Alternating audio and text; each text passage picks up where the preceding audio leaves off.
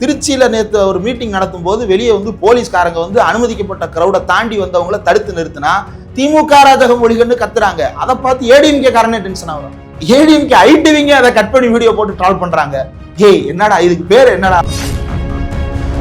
முதல்வரே நம்முடைய தலைவரே இப்படி எல்லாம் பேசுகிறார் என்றால் நாம இன்னும் தீவிரமா பேசணும்ன்ற ஒரு உணர்வு எழுச்சிக்கு அவர்கள் தள்ளப்படுகிறார்கள். நீங்க பாத்துக்குங்க, நீங்க பதில் சொல்லுங்க, நீங்க பேசுங்கன்னு தானே அவர் சொல்றாரு.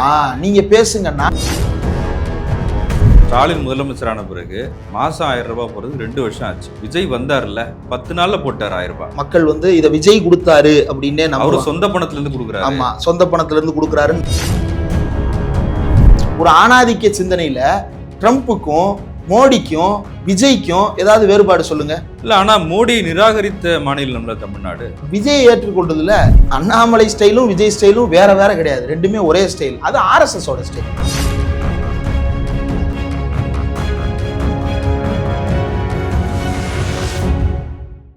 சவுத் பீட் அன்பு உறவுகளுக்கு வணக்கம். நான் ஃபெலிக்ஸ் இன்பஒளி. இந்த நேர்காணலில் நாம் சந்திக்க இருப்பவர் ஊடகவியலாளர் திரு இந்திரகுமார் தேரடி அவர்கள். வணக்கம். முதலமைச்சர் விஜய் திருச்சி கிழக்கில் போய் நன்றி தெரிவித்தார். மீண்டும் தேர்தலுக்கு முன்பாக என்ன பேசினாரோ அதே தான் மீண்டும் பேசியிருக்காரு. அதுக்கு இடைத்தேர்தல்லாம் வருது, அது ஒரு காரணமாக கூட இருக்கலாம். இந்த சூழலில் இன்று கலைஞர் பிறந்த நாள். திமுகவினர் உற்சாகமாக அதை கொண்டாடிட்டு இருக்கிறாங்க. திமுக தலைவர் கூட மீண்டும் வெற்றி அடைவோம் அப்படின்னு அறிக்கையெல்லாம் வெளியிட்டிருக்கிறாரு. இந்த அரசியல் சூழலில் பாஜகவில் இருக்கிற திரு அண்ணாமலை அவர் வந்து டெல்லிக்கும் போகிறதும் வரதுமா இருக்கார். இப்போ நயினா நாகேந்திரன் கூட டெல்லிக்கு போயிருக்காரு அப்படின்ற செய்திகள் வருது. இப்போ அண்ணாமலை பாஜகவிலிருந்து விலகி தனிக்கட்சி தொடங்க போகிறார் அப்படிங்கிற செய்திகள் பேசப்படுது. ஊடகங்கள் கிட்டத்தட்ட அவர் ராஜினாமா கடிதம் கொடுத்துட்டாரு அப்படின்னு சொல்கிறாங்க. முதலமைச்சர் திரு ஜோசப் விஜய் சொல்கிறாரு தாவேக்காவுக்கும் திமுகவுக்கும் தான் போட்டி அப்படிங்கிறாரு. அப்போ இந்த அல்லு சில்லு இவங்களுக்குலாம் இடம் இல்லை அப்படின்றாரு. அப்போ அதிமுக, நாம் தமிழர், தாவேக்காவோட இன்னைக்கு கூட்டணி இருக்கிற கட்சிகள் எல்லாருமே அதில் அடக்கம்னு நினைக்கிறேன். அப்போ பாஜகவுக்கும் இடம் இல்லை. இப்போ பாஜக வேறு வழியாக ஒருத்தரை முன்னிறுத்த நினைக்கிறாங்களா, அவங்க அசைன்மெண்ட்டை தொடங்குறாங்களா அப்படின்றது ஒரு பார்வை இருக்குது. இல்லை அதுக்கு அவசியம் இல்லை, விஜயே கொஞ்சம் மிதமான மோடி எதிர்ப்பை தான் செய்கிறாரு, பாஜக அவரை வச்சே பல விஷயங்கள் நிறைவேற்றும் அப்படின்னு சொல்லப்படுது. எப்படி பார்க்குறீங்க? நிறைய விஷயங்களை கிளப் பண்ணி ஒன்றா கேட்டீங்க. புதிய அரசியல் கட்சியை அண்ணாமலை ஆரம்பிப்பது ஒன்று, புதிய ஆட்சியை அமைத்திருக்கக்கூடிய முதல்வர் விஜயனுடைய பேச்சு ஒன்று, கலைஞர் பிறந்தநாளை கொண்டாடக்கூடிய திமுக ஒன்று. முதல்ல கலைஞருடைய பிறந்த நாள் இந்த ஜூன் 3 வந்து ரொம்ப முக்கியமான நாள். எந்த அளவுக்கு முக்கியமானது அப்படின்னு நாம நினைக்கிறத விட, இளையராஜா அவர்கள் இதே ஜூன் 3 பிறந்தவர். ஆனால் தன்னுடைய பிறந்தநாள் கொண்டாட்டங்களை ஜூன் 2க்கு அவர் வந்து ப்ரீபோன் பண்ணிக்கிட்டாரு. நீண்ட காலமாகவே அவர் இதை பின்பற்றி கொண்டிருக்கிறார். ஏன் இந்த நாளில் நாம் உள்ள பூந்து எதுவும் ஆட்டை குலைக்கிறதோ அல்லது இந்த பக்கம் ஒரு டைவர்ஷன் தேவையில்லை, மொத்த கவனமும் கலைஞர் மேல இருக்கணும், நமக்கு அந்த டைவர்ஷன் நம்ம காரணமாயிடக்கூடாது அப்படின்னு சொல்லிட்டு இளையராஜா தன்னுடைய பிறந்த நாளை ஜூன் 2 கொண்டாடுகிறார். அந்த அளவிற்கு ஆளுமைகளால் மதிக்கப்பட்ட தலைவர். கலைஞருடைய பிறந்த நாள் அப்படின்றத விட கலைஞருடைய சாதனைகளையோ அல்லது ஆட்சியையோ நினைவு கூறுவதற்கான ஒரு நாளாக இந்த நாளை வந்து திமுகவினர் பயன்படுத்திக்கிறாங்க. அந்த வகையில் கலைஞருடைய தமிழ்நாட்டிற்கான பங்களிப்பு ரொம்ப ரொம்ப முக்கியமானது. அவருடைய பங்களிப்பிலேயே ஆட்சியில் செய்த சாதனைகள் என்பதை விட, திட்டங்களாக சட்டங்களாக செய்தவற்றை விட அவருடைய அந்த கருத்து ரொம்ப முக்கியமானது. ஒரு கருத்தை அவர் முன்வைக்கிறார் என்றால் அதற்கு எதிர் விமர்சனம் வரும்போது பின்வாங்க மாட்டார். கூடுதலாக அவர் அந்த கருத்தை வலிமையோட முன்வைப்பார். இங்க வந்து பிரிட்ஜ் கட்டக்கூடாது, ஆதம்ஸ் பிரிட்ஜ் அப்படின்னு சொல்லப்படுற இடத்துல, ராமர் பாலம்னு இந்துத்துவவாதிகள் கிளைம் பண்ற இடத்துல சேது சமுத்திர திட்டத்தை நடைமுறைப்படுத்த அன்றைய திமுக அரசு முயற்சி செய்த போது, வாஜ்பாய் அரசாங்கமே அதற்கு ஒரு கட்டத்தில் வந்து இசைவு தெரிவித்த போதும் அன்றைக்கு இருந்த ஜெயலலிதா அவர்களும் இந்துத்துவ அமைப்பை சேர்ந்தவர்களும் கடுமையான எதிர்வினை ஆற்றிய போது கலைஞர் வந்து அதை எதிர்க்கிறார். அது ராமர் பாலம் கிடையாதுன்னு சொல்றார். தலையை சீவுவேன்னு சொல்றாங்க. தலையை சீவுறேன்னு சொல்றாங்களே அப்படின்னு சொல்லி வந்து மறுபடியும் கேட்கும்போது, ராமர்னு ஒருத்தர் பிறந்ததாகவோ அவர் வாழ்ந்ததாகவோ கட்டியதாகவோ வரலாறு உண்டான்னு தான் திரும்ப கேட்டாரே தவிர, இல்லை நான் வந்து அவர்களுடைய மனம் புண்படுவதற்காக அப்படி சொல்லவில்லை, அது அவருடைய நம்பிக்கையாக இருக்கலாம் ஆனாலும் கூட இந்த இடத்தில் இந்த திட்டம் வர வேண்டும் அப்படின்ற விளக்குகின்ற நிலைக்கு அவர் போகல. மாறாக அது கிடையாதுன்னா கிடையாதுதான் அப்படின்றதுல ரொம்ப உறுதியாக இருந்தார். அது ரொம்ப முக்கியமான பாடம் அப்படின்னு நான் நினைக்கிறேன். இன்றைய திமுகவிற்கும் அது ரொம்ப பொருத்தப்பாடோடு இருக்கக்கூடிய ஒரு செய்தி. கலைஞர் சொன்னது போல, என் வாழ்க்கையில் எந்த பக்கம் திருப்பினாலும் கிடைக்கின்ற பாடம், பகுத்தறிவு, பயனுள்ள அரசியல் தத்துவம் அப்படின்னு பராசக்தியில சொன்னது போலதான் இதுவும். கடைசி வரைக்கும் அவர் அதில் மாறல. ஆக அது ரொம்ப முக்கியமானது. அதே சமயத்துல தாவேக்காவினுடைய ஆட்சி, தாவேக்கா ஆட்சி புதிதாக அமைந்தது பிறகு இப்ப 20 நாட்களுக்கு மேல ஆகிவிட்டது. ஒரு அம்மா நேத்து அந்த திருச்சியில வந்து மீட்டிங் முடிஞ்சதுக்கு அப்புறம் என்ன கேட்கறாங்கன்னா, QR கோடு சைன் பண்ணிட்டு வந்த அம்மா தான். அவங்க கேட்கறது 20 நாள்ல என்ன செய்ய முடியும்? அதான் 717 மதுக்கடைகளை மூடிட்டாரே.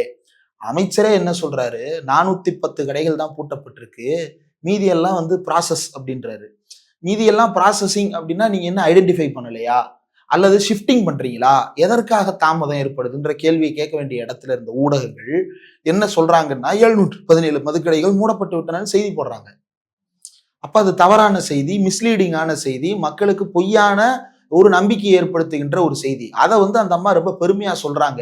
அப்ப இல்லாத ஒன்றை பெருமையாக கருதுவது கற்பனாவாதம். இந்த கற்பனாவாதத்திலிருந்து அவங்க என்னென்னலாம் பேசுறாங்கன்னா 20 நாள்ல இவ்வளவுதான் செய்ய முடியும் அப்படின்றாங்க. இப்போ ஒவ்வொரு 20 நாளைக்கும் என்னென்ன செய்யலாம் அப்படின்றத கணக்கு போட்டோம்னா மொத்தமே 1800 நாட்கள் தான். அதை 20 நாளா பிரிச்சோம் அப்படின்னா 90 20 நாட்கள் வரும்.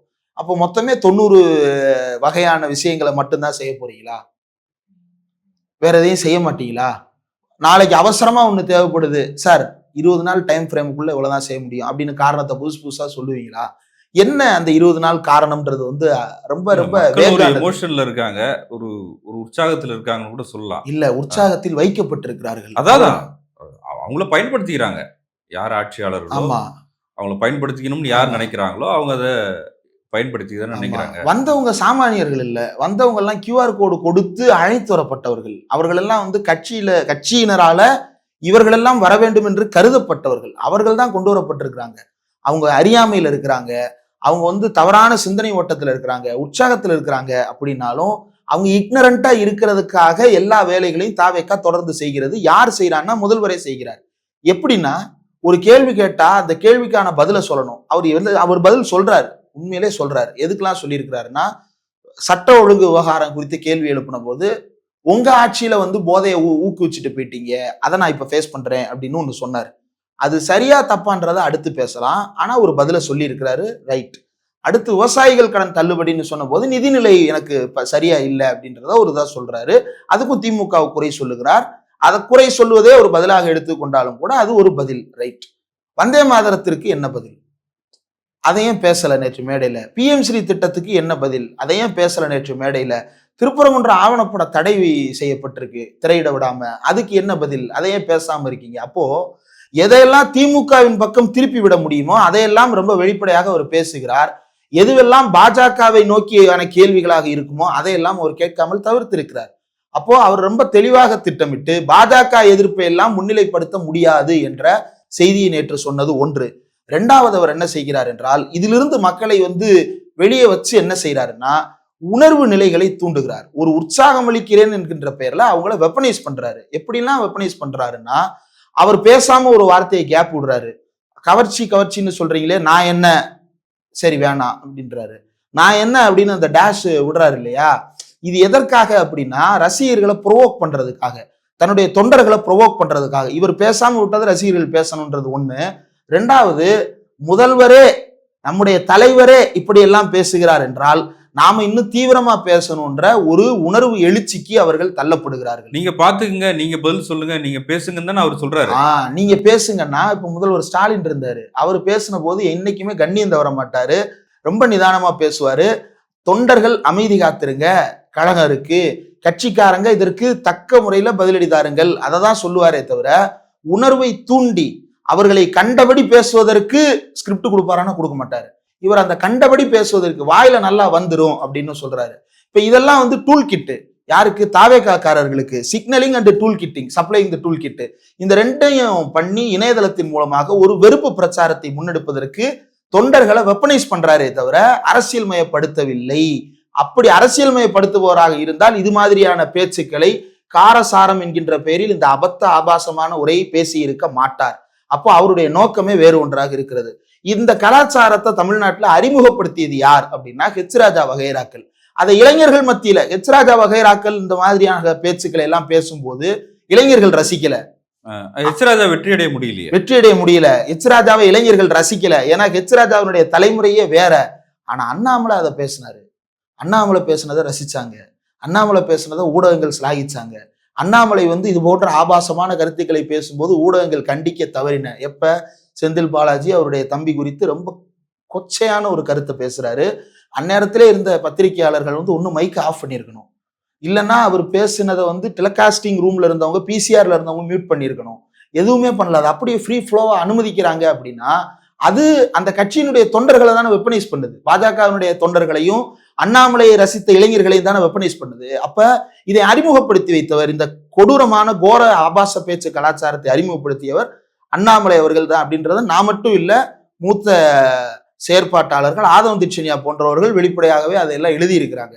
காரணம் ஏன் இதை சொல்ல வேண்டியது இருக்கு அப்படின்னா, இளைஞர்களை நோக்கி வருகின்ற எல்லோருமே ஜென்சி என்னுடைய ஆடியன்ஸ் அப்படின்னு சொல்லுகின்ற எல்லாருமே பேச்சுக்கள் எல்லாவற்றையும் நிதானம் தவறியதாகவும் கொச்சையானதாகவும் முழுமை பெறாததாகவும் அரசியலற்றதாகவும் திட்டமிட்டு வடிவமைத்து பேசுகிறார்கள்.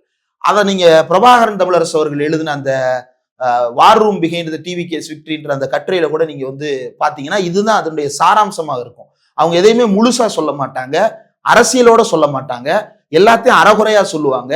அதன் மூலமா ப்ரொவோக் பண்ணுவாங்க, பேச மாட்டாங்க பல நேரங்கள்ல. இப்ப பேசாத போது என்ன நடக்கும்? ஒன்னும் இல்லை. இப்ப திமுக தலைவர் ஒரு விஷயத்துக்கு கருத்து சொல்லலன்னு வைங்களேன், தொண்டம் பூரா பரபரத்துருவான். அவர் ஏன் எதுவும் பேசாம இருக்கிறாரு? இப்போ உதாரணத்திற்கு போன ஆட்சி காலத்துல துப்புரவு பணியாளர் விவகாரம், துப்புரவு பணியாளர் விவகாரத்துல திமுக தலைவர் எதுவும் பேசாமலே இருக்கிறாரு அப்படிங்கிற பட்சம் திமுக காரனே டென்ஷன் ஆவான். ஏன் எதுவும் பேசாம இருக்கிறாரு? ஒண்ணு திட்டுங்க, நாங்களும் அதை ஃபாலோ பண்றோம், இல்லைன்னா அதை முடிச்சு வைங்க, நாங்களும் அதை ஃபாலோ பண்றோம், ஏதாவது ஒண்ணு பண்ணுங்க, எங்களுக்கு வழிகாட்டுங்க அப்படின்ற அந்த வேகத்தை அவங்க எதிர்பார்த்துக்கிட்டே இருப்பாங்க. ஆனா இங்க என்ன, அப்படி அது இல்லாத போது என்ன ஆகும் அப்படின்னா வெறியாயிருவாங்க, டைரக்ஷன்லெஸ் ஆயிடுவாங்க. அப்ப இங்க என்ன நடக்குது? ஒரு மாதம் முழுக்க அவங்கள டைரக்ஷன்லெஸ்ஸா வச்சுட்டு வெறியாகி வேகம் எடுத்து விளமெடுத்து நிற்கும் போது ஆபாசமாக பேசு, அவதூறாக பேசு, ரொம்ப கொடூரமான முறையில யாரனாலும் என்னன்னாலும் பேசு அப்படின்ற மாதிரி ஒரு ஸ்கிரிப்டை கொடுக்கும்போது இதுதான் வெப்பனைசிங் மெத்தடு அப்படின்றேன். இதுதான் அண்ணாமலை செய்திருக்கிறார், அதை விஜய் செய்கிறார். அப்போ இவங்க ரெண்டு பேருடைய டார்கெட் ஆடியன்ஸ் ஓரளவுக்கு ஒரே தரப்பு தான். யாரு? திராவிட இயக்கத்தால பலனடைந்த புதிய மாற்றத்தை எதிர்பார்த்திருக்கிற அல்லது பழைய முறைகளால் சோர்வடைந்திருக்கின்ற ஒரு இளைஞர் தரப்பு அல்லது பழையவர்களுடைய தரப்பு. யாரோ ஒண்ணு அவங்க பலனடைந்தவர்கள், ரெண்டு அவங்க இந்த இரண்டு கட்சி ஆட்சியை மாறி மாறி பார்த்ததால ஒரு அலுப்புக்கு ஆளானவர்கள். பொதுவாகவே அழுக்கத்தான் செய்யும். வீட்டுல டெய்லி ஒரு எக்ஸ்பென்ஸ் நம்ம செஞ்சுக்கிட்டே இருக்கும்போது 15-20வது நாள் அது ஒரு அலுப்பை ஏற்படுத்தும். வீட்டிலேயே அது நடக்கும்போது ஆட்சியில் அந்த அலுப்பு ஏற்படுவது ரொம்ப நியாயமானதுதான். அந்த அலுப்பின் காரணமாக ஒரு புதிய மாற்றம் வருமா என்று எதிர்பார்த்து ஒரு குரூப் இருக்கிறாங்களா, அந்த குரூப். இந்த குரூப்பை சாட்டிஸ்ஃபை பண்றதுக்காக இவர்கள் ரெண்டு பேருமே இப்ப இறங்கி இருக்கிறாங்க. இதற்கு பின்னால் இருக்கக்கூடிய அஜெண்டா அப்படின்னு நான் காயின் பண்றதை காட்டிலும் இவர்கள் செய்கின்ற அரசியல் எதை நோக்கி நம்மை நகர்த்தும் என்றால் RSS பாரதிய ஜனதா கட்சி விரும்புகின்ற ஒரு அரசியல் களத்தை நோக்கி தான் நம்மை நகர்த்தும். அதுதான் நடந்து கொண்டிருக்கிறது. RSS பாரதிய ஜனதா கட்சியினுடைய கொள்கையோ நிலைப்பாடோ என்ன? மக்களை வெறியேற்றுவது. அந்த வெறியேற்றுகின்ற செயலை உத்தரப்பிரதேசத்துல பார்த்தோம், குஜராத்ல நம்ம பார்த்தோம், இங்க இதுல பார்த்தோம், மணிப்பூர்ல நம்ம பார்த்தோம், சமீபத்துல ஹரியானா நடந்த கலவரங்கள்ல பார்த்தோம். இந்தியா முழுக்க நடைபெற்ற கலவரங்களுக்கு பின்னால் இருந்ததெல்லாம் என்ன அப்படின்னா அந்த பாஜக RSS தலைமை வெளிப்படையாக டைரக்ஷன் கொடுக்காது. மாறாக லோக்கல்ல இருக்கிறவங்க அவங்கள வேற மாதிரி இன்ஸ்டிகேட் பண்ணிக்கிட்டே இருப்பாங்க. அப்போ என்ன ஆகும்? ஒரு கட்டத்துல ஆட்டோமேட்டிக்கா அது ஒரு கலவரமாகவோ அல்லது ஒரு சண்டையாகவோ அல்லது வெறிச்செயலாகவோ வெடிக்கும் போது என்ன செய்வாங்க பாஜக? அதன் மூலமாக அரசியல் ஆதாயத்தை அறுவடை செய்து கொள்ளுகிறார்கள். தங்களுடைய சமூகத்துல ஒரு சமநிலையை காப்பாற்றுவதற்காக நம்ம போராடுறோம். தமிழ்நாட்டுல அது எடுபடும் நினைக்கிறீங்களா? எடுபடுமோன்ற பயம் எனக்கு இருக்கு. இதுவரை எடுபடல, ஆனா இப்ப அது எடுபடுமோ, அதை நோக்கி நம்ம நகர்ந்துகிட்டு இருக்குமோ அப்படின்ற அச்சம் எனக்கு இருக்கிறது. அண்ணாமலையும் விஜயும் சேர்ந்து செய்ய போகிற அந்த அரசியல், அதாவது சேர்ந்து செய்ய போகிறேன்னு அல்ல, நான் அதை தான் சொல்ல வரேன். சேர்ந்து அப்படின்னா அவங்க ரெண்டு பேரும் கைகோர்த்து கொண்டு அப்படின்னு நான் சொல்லல. ரெண்டு பேரும் தானே புதிய அரசியல்வாதிகளாக தங்களை முன்னிறுத்தி கொண்டு வருகிறார்கள். அவர்கள் இருவரும் என்ன செய்ய போறாங்க அப்படின்றது இதை தான் செய்ய போறாங்க. மக்களை வெறியேற்ற போறாங்க, மக்களை பொய் செய்திகளால மூழ்கடிக்க போறாங்க. இந்த பொய் செய்திகளால மூழ்கடிக்கும் போது மக்கள் உண்மையிலிருந்து விலகிடுவாங்க, உண்மையை கண்டுபிடிக்க முடியாத நிலைக்கு தள்ளப்படுவாங்க. நீங்க நம்மளே ஒத்துக்கணும் என்னன்னு. சில செய்திகள் வந்து இது உண்மைன்னு நம்மளே நம்புறோம். அதுக்கப்புறம் ஃபேக்ட் செக் பண்ணி நம்ம கஷ்டப்பட்டு நம்ம மூளையை கசக்கி தேடி பார்த்தோம்னா அது வேற ஒண்ணா இருக்கு, களத்துல உண்மை இல்லாததா இருக்கு. அப்போ மிஸ்லீட் பண்றாங்க. தெளிவாக இருக்கக்கூடிய மக்களையே, டிஜிட்டல் டூல்ஸை நல்லா பயன்படுத்த தெரிஞ்சவங்களே மிஸ்லீட் பண்றாங்க. விச் மீன்ஸ் நம்மள உண்மையிலிருந்து ரொம்ப தூரத்திற்கு தள்ளி வைத்து விட்டார்கள். உண்மையிலிருந்து தூரத்திற்கு போன சமுதாயம் எதை சொன்னாலும் வந்து மிஸ்கைட் ஆகும், மிஸ்லீட் ஆகும். இப்ப என்னது ஊழல் ஒளிந்து விட்டதுன்னு சொல்றாங்க, அதை நம்புறாங்க. சூர்யா 10 கோடி நிவாரண நிதி கொடுத்தாருன்னு ஒரு பொய் சொல்றாங்க, அதை நம்புறாங்க. ஒருத்தர் கடன் அடைக்கிறதுக்காக நான் வந்து 1 லட்சம் அனுப்புறேன்னு சொல்றாங்க, அதை அரசு மறுத்து இருக்கணும், மறுக்கல, மாறாக அதை ஊக்குவிக்குது. இன்னைக்கு 4 பேர் அனுப்புறாங்க, அதை நம்பிட்டு இருக்கிறாங்க. பெண்கள் பாதுகாப்புக்காக சிங்கப்பெண் படை வந்து களம் இறங்கி விட்டதுன்னு அவர் முத நாளே அறிவிச்சாரு, அதை நம்புறாங்க. இன்னும் அறிவிக்கவே இல்லை அப்படின்றத நேத்து சொல்றாங்க. 717 கடைகள் மூடவே இல்லை, ஆனா மூடிட்டதா நம்புறாங்க. அப்ப இது எல்லாம் நடந்துட்டு தான் நம்புறாங்க. பள்ளி மாணவர்களுக்கு புதிய காட்சியும் ஆட்சியும் கிடைச்சு விட்டதா நம்புறாங்க, நம்ப வைக்கப்படுறாங்க. அப்ப இது கூட நீங்க வந்து நம்ப வைக்கப்படுறாங்க சொல்றாங்கன்னு சொல்றீங்களா? நான் ஒரு உதாரணம் சொல்றேன். ஒரு பாட்டி சொல்றத பார்த்தேன் நானு. அவங்க சொல்றாங்க, திமுக ஆட்சியில ஸ்டாலின் முதலமைச்சரான பிறகு மாசம் 1000 ரூபாய் போறது 2 வருஷம் ஆச்சு. சரி, விஜய் வந்தார்ல 10 நாள்ல போட்டார் 1000 ரூபாய் அப்படின்றாங்க. இது நீங்க எப்படி, இதுக்கு என்ன விளக்கம் சொல்வீங்க? இது வந்து நம்பர் 1 மக்களுடைய அறியாமை. 2வது இதுல திமுக வந்து ரொம்ப அழுத்தம் கொடுத்து 1000 ரூபாய் கொடுக்குறியா இல்லையான்னு முத நாள்ல இருந்தே கம்பெனிட்டி போட வச்சாங்க. இது நடக்கும்னு எதிர்பார்த்ததுதான். மக்கள் வந்து இதை விஜய் கொடுத்தாரு அப்படின்னே அவரு சொந்த பணத்துல இருந்து கொடுக்குறாரு. ஆமா, சொந்த பணத்துல இருந்து கொடுக்குறாருன்னு நம்ப வைக்கப்படுறாங்க. அதுக்கு காரணம் வந்து அவங்களுடைய அறியாமை. அவங்களுக்கு அரசியலுடைய நிர்வாகம் எப்படி இயங்குன்றது அவங்களுக்கு தெரியாம இருக்கும்.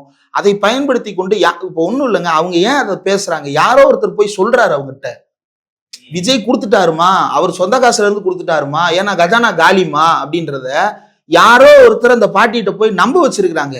அந்த பெண்ணை ஏமாத்தி இருக்கிறாங்க. அது வந்து அவங்களுக்கு தெரியாது, ஆனா அவங்க அதை நம்பி பேசுறாங்க.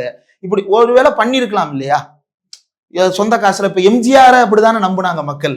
எம்ஜிஆர் வந்து சத்துணவு போட்டாரு, அதுக்கு முன்னாடி காமராஜரும் போட்டாரு, அதுக்கு முன்னாடி தியாகராயரும் போட்டாரு, கலைஞரும் போட்டாரு, அண்ணாவும் போட்டாரு. எல்லாரும் போட்டதை எம்ஜிஆர் புதுசா வந்து போட்டாருன்னு ஏன் நம்ப ஆரம்பிச்சாங்க? ஏன்னா அந்த திரை பிம்பம் வந்து என்னவாக மாற்றி விட்டது என்றால், எம்ஜிஆர் நினைச்சாருன்னா வீட்டுல இருந்து அள்ளி கொடுக்கலாம், அவர் அவ்வளவு வச்சிருக்கிறாரு, சரிம்மா அவ்வளவு காசு அவருக்கு எப்படி வந்துச்சு, அவர் உழைச்சி சம்பாதிச்சாரு. கோபாலபுரத்துல ஒரே ஒரு வீடு வச்சிருப்பாரு கலைஞர், அவர் கொள்ளையடிச்சாருன்னு கட்டுக்கட்டா பணத்தை வச்சு அள்ளி அள்ளி கொடுத்தாருன்னு சொன்னா நம்புறவங்க, அதன் சரின்னு ஏத்துக்கிறவங்க, ஒரே ஒரு வீடு கோபாலபுரத்துல, அதுவும் பழைய வீடு. இப்ப இந்த வீட்டுக்கு வயசு 100, அவர் வாங்கும் போதே அந்த வீட்டுக்கு வயசு 35, 30, 40 வயசு அந்த வீட்டோட வயசு. அப்ப 150 வருஷம் பழமையான ஒரு வீட்டை ஒரு ஏரியால வாங்கி வச்சிருக்கிற ஒருத்தர் கொள்ளைக்காரர் என்றும், எவ்வளவு நாளும் காசை எடுத்து தானம் பண்ணிக்கிட்டே இருப்பாருன்னு சொல்றது. அந்த காசு எப்படி வந்துச்சுன்னு கேள்வியை கேட்காததற்கும் காரணம் என்ன அப்படின்னா, திரையின் மூலமாக அந்த மக்களுக்கு ஒரு மூளைச்சலவை நடந்திருக்கிறது, அல்லது அந்த திரைக்கவர்ச்சியால் ஈர்க்கப்பட்டவர்கள் பிறரை இந்த மூளைச்சலவைக்கு ஆளாக்கி கொண்டிருக்கிறார்கள். இது பிரச்சனைக்குரியது. இதே தானே விஜய்க்கு நடக்கிறது இப்போ. அதே தான் அண்ணாமலைக்கும் அடுத்து என்ன செய்ய போறாங்க அப்படின்றது நம்ம பொறுத்திருந்தான் பார்க்கணும். அப்போ இந்த லூப், எதை வேண்டுமானாலும் நாங்கள் நம்ப வைப்போம் அப்படின்ற அந்த லூப் வந்து எதன் பேரால் நடக்கிறது? விஜயின் பேரால் நடக்கிறது. அப்போ பிரச்சனையை வந்து அவங்க தீர்த்து வைப்பாங்களான்னா மாட்டாங்க. ஏன்னா இதை தான் அவங்க விரும்புறாங்க, இதை செய்வதற்காக தான் அவர்கள் வந்திருக்கிறார்கள். இது கலவரமான ஒரு சூழலை நோக்கி எப்படி நகரும்னு நான் சொல்றேன்னா, நாளைக்கு சமுதாயத்துல நடக்காத ஒன்றை யாரோ ஒருத்தர் நடத்திட்டு தான் நம்ப வைப்பாங்க. உதாரணம், ராஜீவ்காந்தியினுடைய மரணம். ராஜீவ்காந்தியினுடைய மரணத்திற்கும் திமுகவுக்கும் எந்த துளியும் சம்பந்தம் கிடையாது.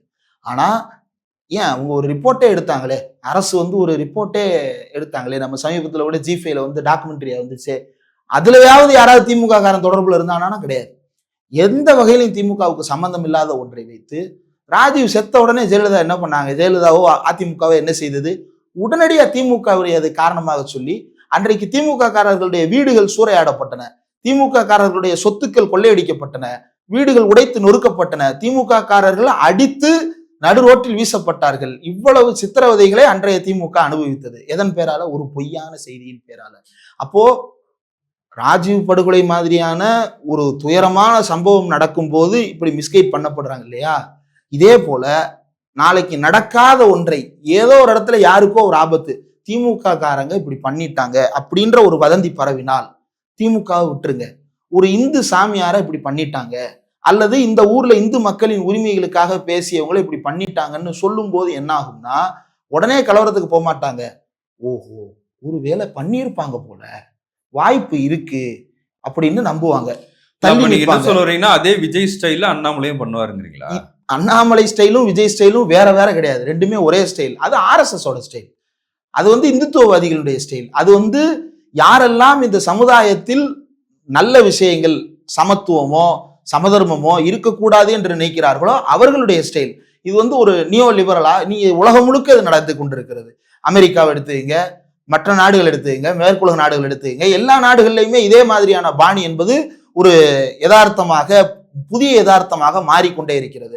அமெரிக்கால இப்ப ரொம்ப ரொம்ப பழமைவாதி யாரு? ட்ரம்ப். அவர் தானே ஜெயிச்சிருக்கிறாரு. நீங்க அவருக்கும் விஜய்க்கும் ஏதாவது வேறுபாடு சொல்லுங்க. ஒரு ஆணாதிக்க சிந்தனையில ட்ரம்ப்புக்கும் மோடிக்கும் விஜய்க்கும் ஏதாவது வேறுபாடு சொல்லுங்க. இல்ல, ஆனா மோடியை நிராகரித்த மாநிலம்ல தமிழ்நாடு. தமிழ்நாடு நிராகரித்தது. ஆனா விஜய் ஏற்றுக்கொண்டதுல அவருடைய குடும்பத்தில் நடக்கின்ற அக்கிரமங்களை யாருமே கேள்வி கேட்கறது இல்லைல்ல. நீங்க அவருடைய மனைவி புலம்புறாங்க, எனக்கு இப்படி நடந்து விட்டது அப்படின்னு அவங்க வழக்கு தொடர்றாங்க. அதை திமுக தான் காரணம்னு சொல்றாங்க. திருச்சியில நேத்து ஒரு மீட்டிங் நடத்தும் போது வெளியே போலீஸ்காரங்க அனுமதிக்கப்பட்ட கிரௌட தாண்டி வந்தவங்களை தடுத்து நிறுத்தினா திமுக அராஜகம் ஒழிகன்னு கத்துறாங்க. அதை பார்த்து ஏடிஎம்கே காரனே டென்ஷன் ஆகுறான். ஏடிஎம்கே ஐடிவிங்க அதை கட் பண்ணி வீடியோ போட்டு ட்ரால் பண்றாங்க. ஏய் என்னடா இதுக்கு பேர் என்னடா அப்படின்னு சொல்லிட்டு ஏடிஎம்கே ஐடிவிங்க ட்ரால் பண்றாங்க. அப்ப இதுதானே சிக்கலுக்குரியது. அவங்க நம்ப வைக்கப்பட்டிருக்கிறாங்கல்ல, அப்படி மூளைச்சலவை நடந்திருக்குதுல்ல, இதுதான் ரொம்ப ஆபத்தானது. இது உலகம் முழுக்க ஒரு பாசிஸ்டுகள் கடைபிடிக்கின்ற ஒரு நடைமுறை. அந்த பாசிஸ்டுகளினுடைய நடைமுறையை தான் மற்றவர்களும் பின்பற்றி கொண்டிருக்கிறார்கள். அது ட்ரம்பா இருக்கட்டும், மோடியா இருக்கட்டும், இங்க தமிழ்நாட்டினுடைய புதிய ஆட்சியாளர்களா இருக்கட்டும், அல்லது எதிர்காலத்தில் வருவதாக கம்பட்டம் அடிக்கின்ற அண்ணாமலை போன்றவர்களா இருக்கட்டும், இவங்க எல்லாருமே மோஸ்ட் சாவனிஸ்டிக்கா இருப்பாங்க. ஆனா மோஸ்ட் லிபரலா காட்டிப்பாங்க. மக்களுக்கு விடுதலை அளிக்க போறது போன்ற ஒரு தோற்றத்தை தங்களுக்கு கொடுத்து கொண்டே இருப்பார்கள். ஒரு விடுதலையும் கொடுக்க போவதில்லை. மாறாக மக்களுக்கு ஒரு சிறையைத்தான் அவர்கள் உருவாக்கி கொண்டிருக்கிறார்கள். மனதளவிலேயே ஒரு சிறையை உருவாக்கி விட்டார்கள். என்னன்னு 6 சிலிண்டர் வேணான்னு ஒரு அம்மாவை பேச வைக்கிறாங்க. அதை 4 பேர் ஆமாப்பா இப்ப இருக்கிற விலைவாசிக்கு அவர் எப்படி கொடுக்க முடியும்? இதை நீங்க எங்க பொருத்தி பார்க்கணும்னா, டெல்லியில நம்ம நிரஞ்சன் இருக்கிறார் இல்லையா, அவர் உத்தரப்பிரதேசத்தை நோக்கி நடந்து போனாங்க கோவிட் காலத்துல. மக்கள் அப்படி நடந்து போன மக்கள்கிட்ட அவர் போய் பேட்டி எடுக்கும்போது, என்னம்மா இப்படி நடந்து போறீங்க? ஆமாங்க, என்ன பண்றது, ஊரே நோய் வந்து போச்சு. சரி, உங்களுக்கு ட்ரெயினுக்குன்னு எதுவும் உடலையே, அரசாங்கம் ஏதாவது பண்ணியிருக்கலாமே. ஏங்க மோடி என்னங்க பண்ணுவாரு? பாவம், கடவுள் கொடுத்த நோய்க்கு அவரும் தானங்க பாவம். அவருக்கு நோய் வந்தாலும் என்னங்க பண்ணுவாரு? அவராலெல்லாம் ஒன்றும் பண்ண முடியாதுங்க. இது சாமி இப்படி பண்ணிருச்சு, நாட்டில் இப்படி ஆயிப்போச்சு, நம்ம தான் சமாளிக்கணும் அப்படின்ட்டு போறாங்க. இந்த மென்டாலிட்டியை தமிழ்நாடு இது வரைக்கும் வெளிப்படுத்தினது இல்லை. ஆனா இப்ப வெளிப்படுத்துறாங்க. இதெல்லாம் மனசுல இல்லையா? தமிழர்கள் மனசுல இதெல்லாம் இல்லையா அப்படின்னா இருக்கு. எப்படி இருக்கு? அது தூங்கி கொண்டிருக்கக்கூடிய ஒரு மிருகமாக மனதிற்குள் எல்லாருக்குள்ளே இருக்கு. பரகல பிரபாகர் தன்னுடைய புத்தகத்துல தான் சொல்றாரு, தென்னிந்திய வீதிகளில் அவர்கள் மனங்களில் தூங்கி கொண்டிருந்த, உறங்கி கொண்டிருந்த மிருகத்தனமான சிந்தனைகளை எல்லாம் இப்போது களத்தில் கட்டவிழ்த்து விட தொடங்கி இருக்கிறது பாஜக அப்படின்னு பரகல பிரபாகர் புதிய இந்தியா என்னும் கோணல் மரம் புத்தகத்தினுடைய இன்ட்ரடக்ஷன்லேயே அதான் சொல்றாரு. அப்போ இந்து முஸ்லிம் அப்படின்ற அந்த நேரடியான கிளாஷஸ் நார்த்ல இருக்கு, சவுத்துல அது கிடையாது.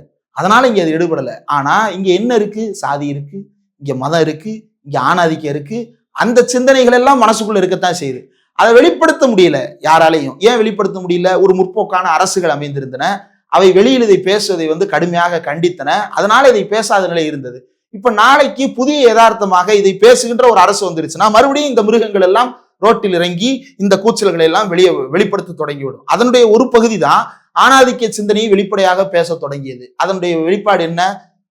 அவர் இத்தனை பேரை வச்சிருக்கிறாரு, இவர் இத்தனை பேரை வச்சிருக்கிறாரு, இவர் எத்தனை பேரை வச்சிருந்தா என்ன அப்படின்றத ஒரு பெண்ணை வைத்து பேச வைக்கிறாங்களா. அதுக்கப்புறம் அந்த பெண் மன்னிப்பு கேட்டாங்க. நான் அந்த பெண்ணை பற்றி பேசல, அந்த உளவியலை பத்தி பேசுறேன். எல்லாரும் அந்த உளவியலை தானே வெளிப்படுத்துறாங்க. அதுதானே சிக்கல். எனக்கு 2500 ரூபாய் வேண்டாம், எனக்கு சிப்பு கொடுங்க, நான் எங்க போறேன்றதை நீங்க கண்காணிங்க. எந்த சுதந்திரத்திற்காக நாம 2500 ரூபாய் கொடுத்தோமோ, எந்த சுதந்திரத்திற்காக விடியல் பயணம் கொடுத்தோமோ அதெல்லாம் வேண்டாம், எனக்கு சிப்பு கொடுங்கன்னு அவங்க கேட்கிற அளவுக்கு அவங்கள மனம் மாற்றியது யார்? அந்த மனதிற்கு உள்ளிருந்த அந்த பிற்போக்கான சிந்தனை போக்குகளும் அறியாமை மிக்க சிந்தனை போக்குகளும் இவ்வளவு வெளிப்படையாக உடைத்து பேசப்படுவதற்கு காரணம் யார்? அது இப்போது அமைந்திருக்கக்கூடிய ஆட்சியாளர்கள் தானே. அதற்கு பின்னால் இப்போது புதிதாக கட்சி ஆரம்பிப்பதாக சொல்லுகின்ற அண்ணாமலை போன்றவர்கள் தானே. அப்ப இதைதான் நம்ம எதிர்க்கணும். அப்ப மக்கள் மத்தியில இன்னும் தீவிரமாக பகுத்தறிவு பிரச்சாரமோ சுயமரியாதை பிரச்சாரமோ நடந்தாலொழிய இது போன்ற விஷயங்களை தடுக்க முடியாது. ஆட்சி மாறும், நாளைக்கு வேற ஒருத்தர் வரலாம், புதிய கட்சிகளை மாறி மாறி ஆரம்பிக்கலாம். ஆனா மக்கள் மத்தியில அவர்களை அரசியல் படுத்துகின்ற வேலைகளை ஜனநாயக அமைப்புகள் தொடர்ந்து செய்யறதுக்கு முன் வரணும். அதற்கு தொழில்நுட்பத்தை மிகச்சரியாக பயன்படுத்த தெரியணும். இவங்க என்ன நினைச்சுறாங்க, திமுகவோ மற்ற கட்சிகளோ நாம அந்த தொழில்நுட்பத்தை நம்ம இழுப்புக்கு இழுத்துறலாம்னு அவங்க நினைக்கிறாங்க. இல்ல, தொழில்நுட்பம் அதனுடைய இழுப்புக்கு தான் இழுக்கும். அது ஒரு கார்ப்பரேட், அதற்கு பின்னால் ஒரு உளவியல் இருக்கு. அந்த உளவியல் உங்களை இழுக்குமே தவிர உங்களுக்காக அந்த உளவியல் வளைந்து கொடுக்காது. அப்ப அதை வளைச்சிடலாம்னு நீங்க நினைச்சீங்கன்னா தோத்து போயிருவீங்க. அப்போ அதுக்கு என்ன செய்யணும் அப்படின்றத தொழில்நுட்ப ரீதியாகவும் நம்முடைய கொள்கைகளை சரியாக கொண்டு போய் சேர்க்க தெளிந்த திட்டமிடல் வேண்டும். அந்த திட்டமிடலை வைத்து கொண்டு செயல்பட்டால் தவிர இந்த சூழ்நிலையை தவிர்க்க முடியாது. அது கலவரத்தை நோக்கித்தான் நம்ம இழுத்துட்டு போவோம். நன்றி.